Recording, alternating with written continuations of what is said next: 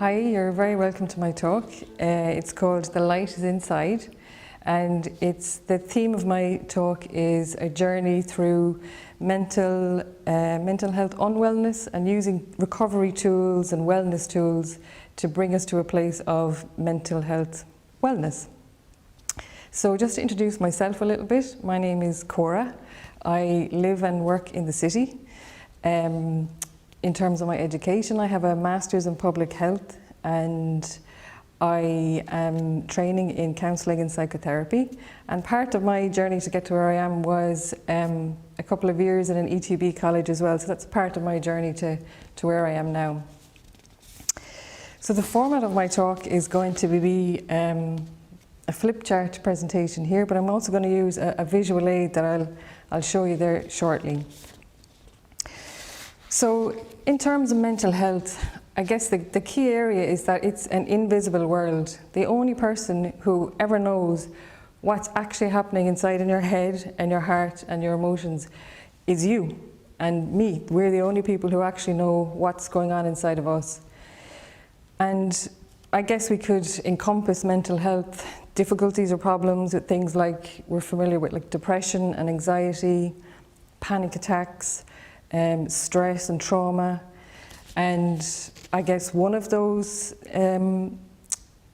themes, one of those problems would be eating disorders too, because that is something that is the #1 killer actually of people with mental health problems in Ireland. And people with eating disorders, they suffer from the whole gamut, all of those issues. So it's just to highlight that. So what I want to do really at the beginning here, I want to try and give us a picture of what it actually looks like in the daily life of somebody who is suffering with their mental health and is experiencing some of those things that we're talking about there, and what does that actually look like for them. So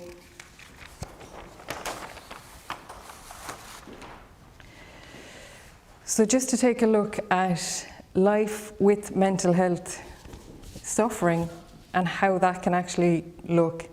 So I'm going to just cover, I guess, a snapshot of what that's like in your daily life. And here's where I'm going to introduce you to our friend here. He's going to represent the everyman, somebody who is suffering, and what that's like. So if you're suffering with mental health difficulties in your average day, that affects your brain functioning. It affects how your brain is actually operating in terms of even the hormones and all of that. And that's going to have a really strong impact on your life. So you might end up, if you have mental health problems and that's really affecting you, you can end up feeling like that you're really worthless. Those things, when those thoughts come along, they become embedded into us and part of our reality, that nobody else can see this, but we know that this is actually getting embedded inside of us. We might start to feel that we're just of no use in any way because you're feeling bad and it's getting worse every day. And again, nobody can see it, but it's happening inside in your head and it's getting embedded right in there, and you know it. In terms of your decision making, once these thoughts start to really come in, like it's really hard to actually think straight, to make a decision about even what pair of shoes you're going to buy, never mind jobs and careers and other things like that. It's really such a pervasive thing. So everything becomes, in terms of even trying to decide things, just like, I just can't do it. And that becomes a thought that is, it multiplies and multiplies. So that becomes really normal. Again, no one can see what's happening here, but this is what you're feeling inside. Everything can just start feeling wrong. So trying to decide things, trying to just make average decisions, nothing feels right to you. And that starts to really become embedded into how you are and what's happening inside of your mind. Nothing really feels true. Like, how do you know? You might look at other people and you wonder, how are they just managing? How are they doing it? Because no one really talks about how they're actually functioning in their mind and what's actually happening for them. But for you, this is what is actually going on inside for you.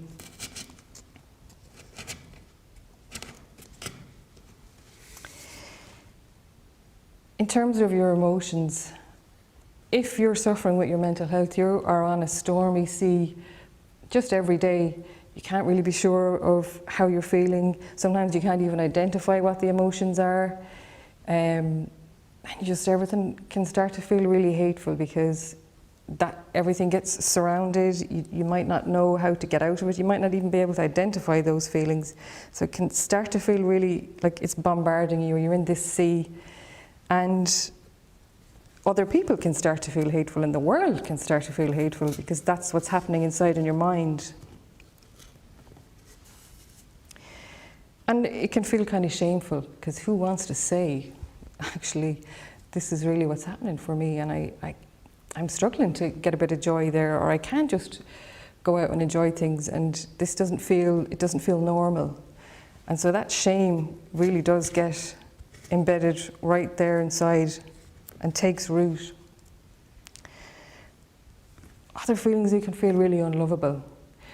You might see other people socialising, and it's such a natural instinct in every person to want to connect with others. But when you have this invisible storm happening inside, you can really feel like you're disconnected from what's happening, and those thoughts can then just multiply again of like, well, nobody would want me anyway, and it can start to feel like you're just unlovable.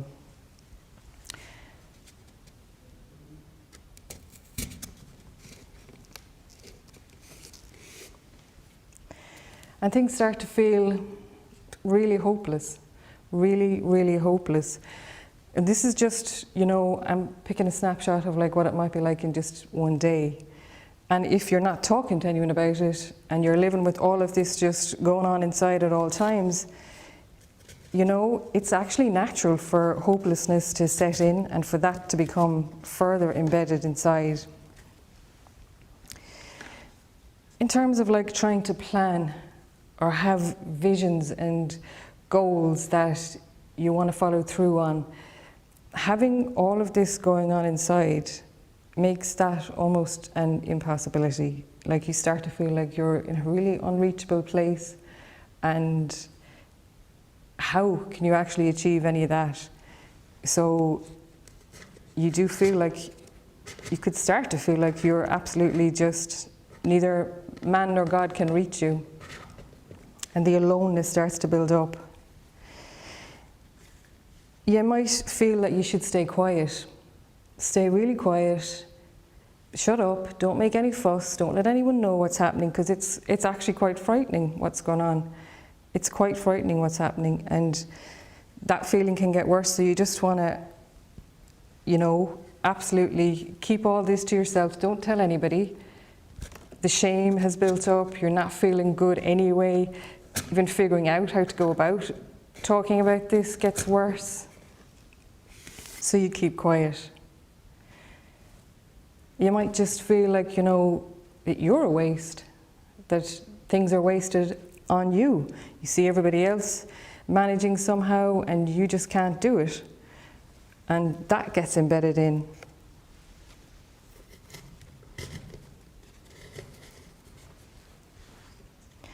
And life can start to feel pretty dangerous, pretty dark. It doesn't matter if there's glitter and lights and it's the middle of summer. If this is happening for you, and it's invisible, as we say, no one can see it, but if this is your actual internal world, it's frightening and it's dangerous and you're on your own.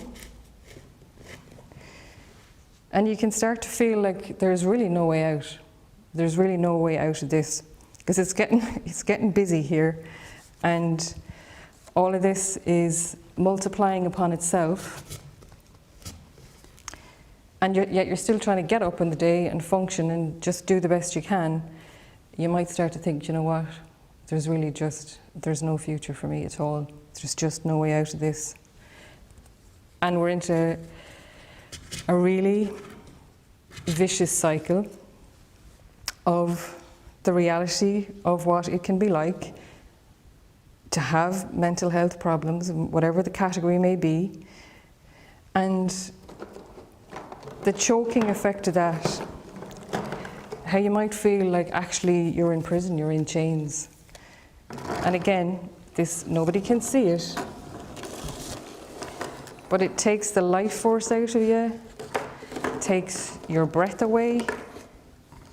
You're just in chains, is actually what you are. And to try and live like that and carry on as normal without anyone knowing about it is then an extra burden in and of itself.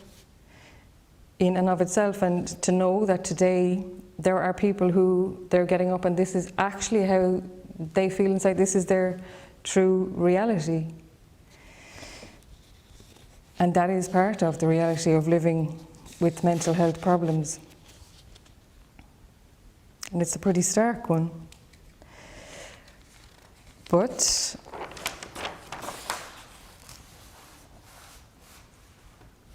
there are wellness tools available to us. There are things that we can do to combat this, to bit by bit, to I guess sow those seeds towards wellness. Some of them: courage, hope, trust, acceptance, and self-compassion. And if we look at acceptance, it's not to approve of your situation. I mean, who would say that this is right? There is nothing right or just or humane that someone can feel like this. But the reality is that is how that it is today. And to just allow yourself to accept, take a breath and accept this is actually what is happening for me today. And just by doing that small step of accepting what is actually going on, accepting the reality, you give yourself a tiny little chance. You light a tiny little light. Things might not go away or make a big difference all at once, but something has happened. If we look at trust, again, you know, we can look at it from different angles, perhaps from the spiritual side of things, or you could just the fact that you're a human being, you're alive, you're here on planet Earth, that you belong here, and that it matters that you're here, even in the midst of this, and regardless of what you have or don't have, or you're a human being and you're here. And to even just trust in that reality. Again, just that simple thing, that is it's another seed that we've sown to try and turn on some of those lights. So I'm going to just take a look at some of the other tools that we have, so courage and hope and self-compassion in just a bit more detail. So if we look at courage, the word courage actually comes from the Latin word for heart, which is Cora. And I often think, is that like a little guide to us to come back to our bodies, to remember that, sure, this is all going on inside and it's excruciating, but we are attached to our body and to that, to the breath, and to just a little reminder that we can do that. And for me, at least, courage is not about bravery. It's not saying I'm going to wait till I feel better and then I'll do it, then I'll make the effort, or then I'll, you know, try a bit harder. It's in the midst of all of this that you take whatever step that you need to take. And it's an ongoing thing. If it was just you did the one bit of courage and that was it, it would be great and you could keep going. You could just wave goodbye to all our problems, but it's not so. It's in the midst of when we're feeling like this.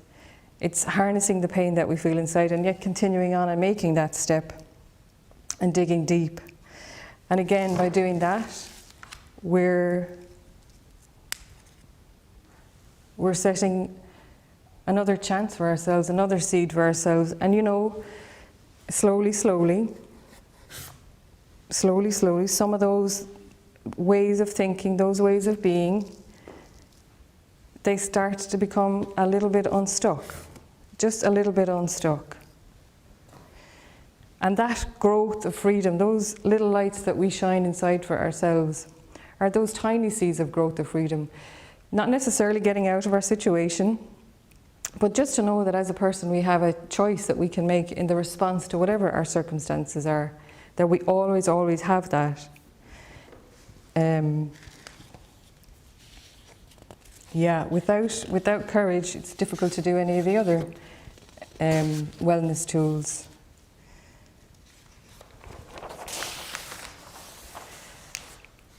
So hope. It has been called the status viatoris, and again that's a Latin phrase, and what it actually means is that we're on the way. So we're saying that we're human beings and we're on wherever we are. So this might be somebody's reality, this is where they are, but they're on a way to somewhere else, and to keep looking forward. So hope to me is not about being optimistic and saying you'll be grand, never mind, just don't worry about it, because this is pretty damaging and pretty stark. But it is saying that in the future that you cannot see, in the things that you cannot see and maybe you cannot even imagine, they can still exist, and you can hope for them. You can allow yourself to hope for them. You can keep shining those lights even in the midst of all of this. It's looking up, and it's sometimes saying no to some of these things. It's sometimes saying, this is what I feel, this is what I think, but actually there could be a future for me, there could be something for me. I just don't see it right now. And letting those lights shine. And the more that we let those lights shine, the more we sow those seeds, they do build up, and the grip starts to loosen just a little bit, just a little bit. And hope, I often think, is like an internal GPS that our bodies naturally have. Human beings are, and biologically, physiologically, we're orientated towards wellness and towards health. So in a way, if we can just learn to listen to those little tiny things, and for each person that's going to be a different thing, but whatever it is that might harness that little bit of hope, that you might see something, or you might hear someone else's story, and it might give you that tiny little bit of extra burst of hope, or extra little something to get you through that day. That might be all it is, but we do have that GPS inside of us.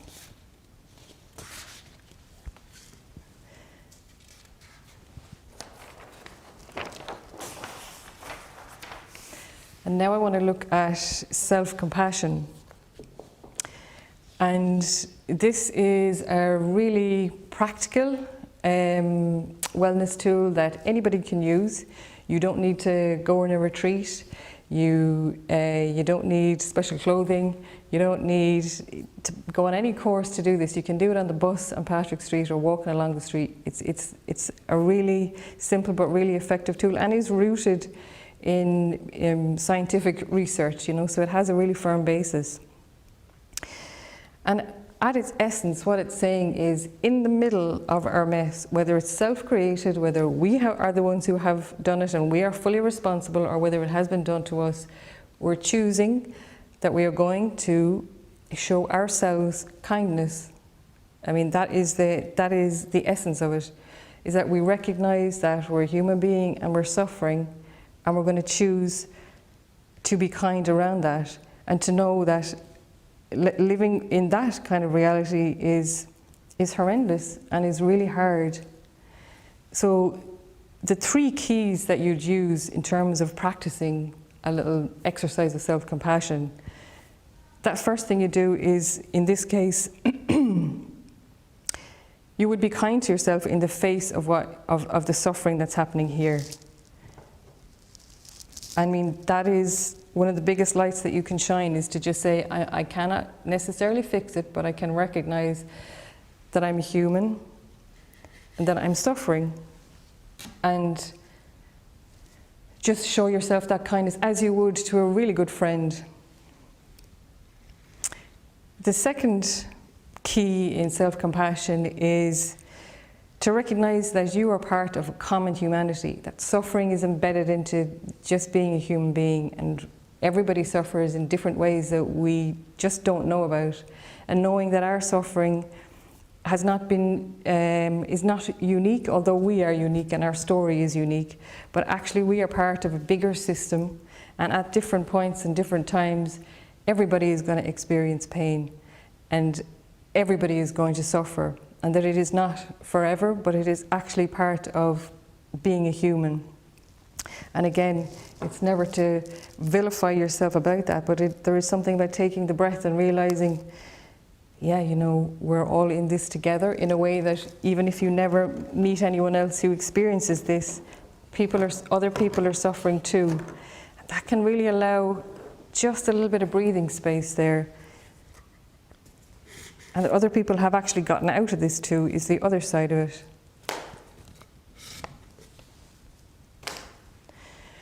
The third key to practice self-compassion is around mindfulness, but I mean in a very easy to apply way. So it's literally just, if you're suffering, recognizing where is it that I feel it in my body. Gosh, my heart is beating really fast, or I can't catch my breath, or I'm scared, or I've completely messed up, I've shouted at someone, or I've done the wrong thing, or I failed in the exam, or whatever it might be, that to allow yourself to feel it, that is what's going on, to not automatically react, but that you just recognize this is actually what's happening to me, and to just allow yourself to feel it, as opposed to trying to necessarily do anything about that. So in this case, yeah, to feel the feeling of I'm unreachable, to just actually allow the reality of that in. And then, you know, the two other steps automatically kind of come in, because that's a really, really hard place to be. If it was your best friend who was telling you that, you automatically will want to go in and give them a hug, you know, and to give yourself that internal hug. And, you know, bit by bit, by practicing all of these tools, but they can be used, I mean, in any order at all, and interchangeably, and whenever it feels right, whenever it fits. But they're not about self-indulgence or self-pity, it's quite the opposite. By doing these tools, by taking care of yourself, you're opening yourself up actually to other people, to the reality of humanity, to the reality of other people's lives as well.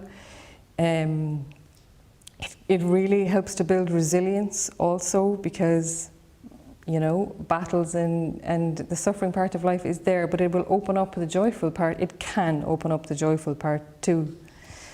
So there's nothing, you know, self-indulgent. I often hear that around, especially around self-compassion, that it's self-indulgent, and quite the opposite. I mean, you know, love your neighbour as yourself. How could you do that if you don't first care for yourself and know how to do that?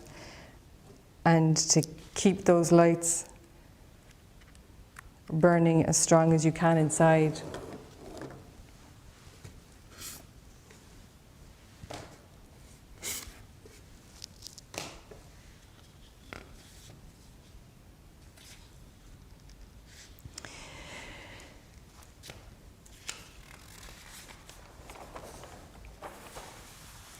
So I hope that some of those tools will have been useful to you, and will have just shown that it is always possible to keep that light burning inside, that we can fan that flame that is inside of us, and that it is a shared experience, that being here, that we are all connected, but that we have a duty to care for ourselves and to keep that light burning inside, and to follow that joy that we all deserve to feel. So thank you very much.